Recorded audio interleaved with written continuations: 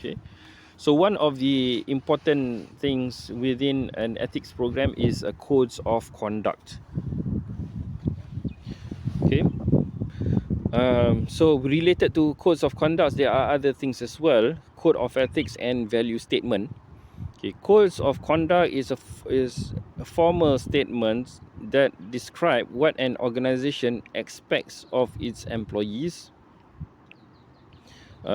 Code of ethics consists of general statements, sometimes altruistic or inspirational, that serve as principle or as the basis of rules of conduct. And then you have the value statement, which is a declaration of an organization's top priorities that serves the general public and also addresses distinct groups such as stakeholders.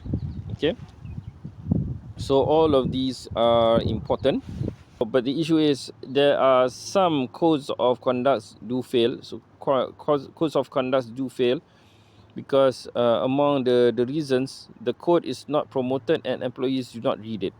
So an organization may have codes of conduct, how employees should conduct themselves within the organization when they deal with customers, when they deal with suppliers, when we deal with public. Some organizations have these codes of conduct, but the problem is these codes of conduct are not promoted among the employees. Okay, and they do not read it. Okay, so if they do not read it, then they will not be aware of the more intricate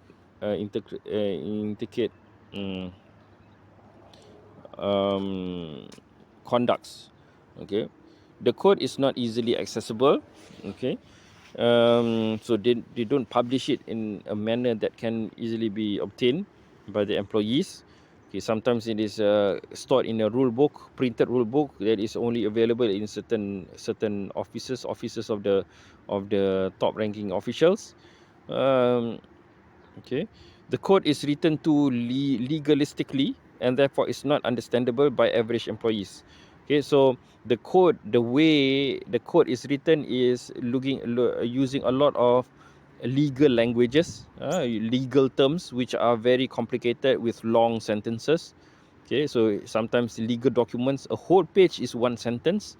Okay, so normal people who are not well highly educated, or even those who are not in the field of not familiar with the legal field, it is difficult for them to understand such documents. The code is written too vaguely, providing no accurate direction.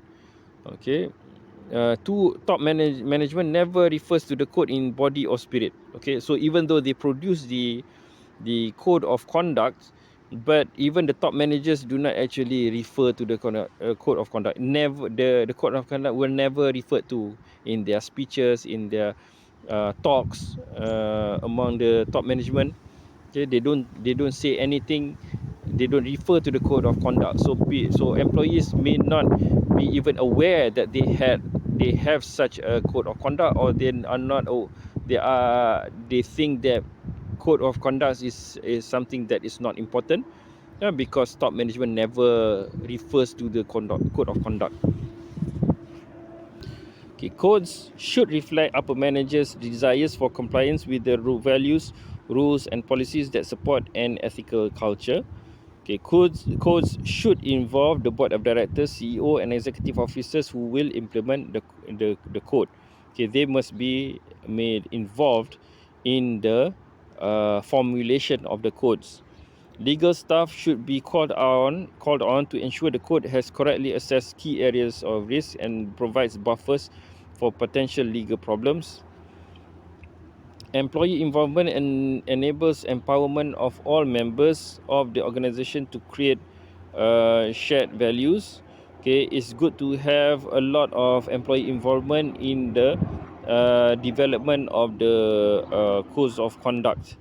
Okay, so that it is easier to share the value that is mentioned in the code. Desirable values of an effective code includes trustworthiness, respect, responsibility, fairness, caring, and citizenship. Okay, so we mentioned that ethics program should not only have the compliance orientation, but it should also have the value orientation. So in some of the values, some of the typical values that should be inculcated, they should be mentioned in the codes of conduct, and such values include trustworthiness, respect, responsibility, fairness, caring, and citizenship. Employees at organizations with effective codes of conduct tend to be less tolerant of unethical behavior towards stakeholders. Okay, so there were researches that has been done on the effect of codes of conduct, and they found that within organizations that have effective codes of conduct, it was found that employees are not tolerant to unethical behaviors.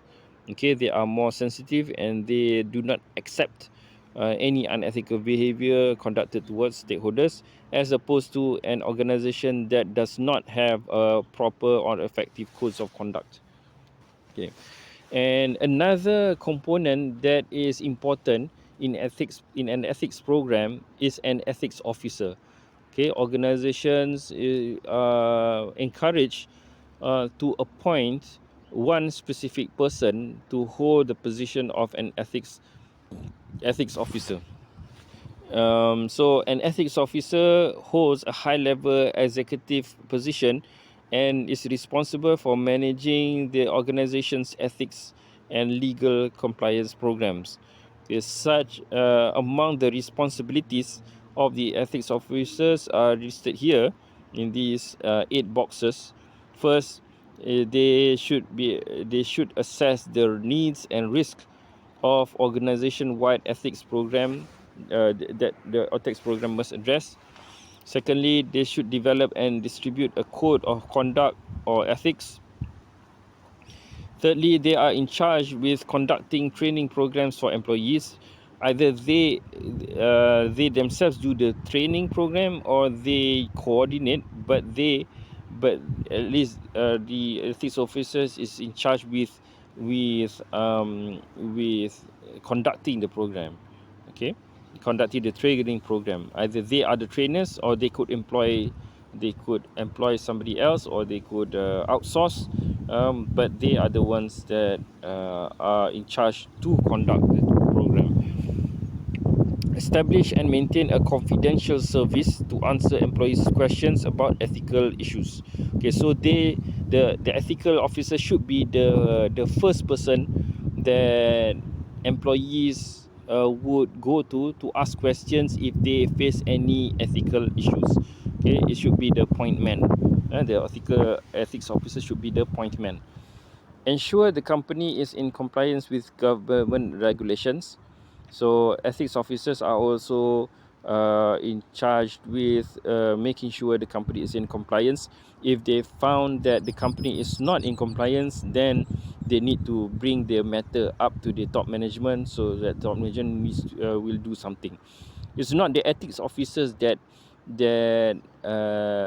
solve the problems, but they are the ones that are in charge to look at, be sensitive on what is happening, and bring any issues that crop up to the top management, so that top management will decide on what's the next course of action. Ethics officers are in charge with monitoring and auditing ethical conduct. So they should monitor, and they are in charge with audit ethical conduct.